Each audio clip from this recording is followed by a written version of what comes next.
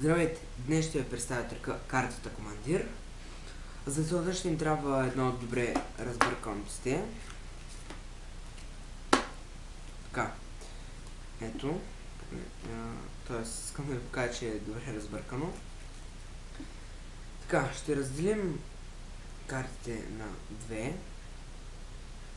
И ще сложа едната купчинка с лицето нагоре. Другата с лицето надолу, отгоре на първата купчинка. И ще започна да въртя. Няколко пъти, няма значение колко. Но превъртях картите и сега ще взема най-долната карта, която в този случай е валето пика. Каквото направи, понеже валето пика е една от командирите в тестето, каквото направи тази карта, това ще правят всички карти в тестето. Тоест, ако е обърна, всички карти в тестето ще се обърнат. Това беше трикът.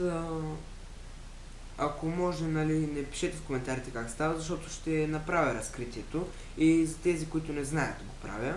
Защото искам да науча някои хора на някои елементарни, колкото толкова, колкото знам толкова, но пък е от сърце.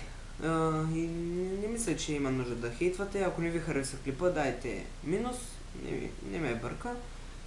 Но довиждане, до следващия път.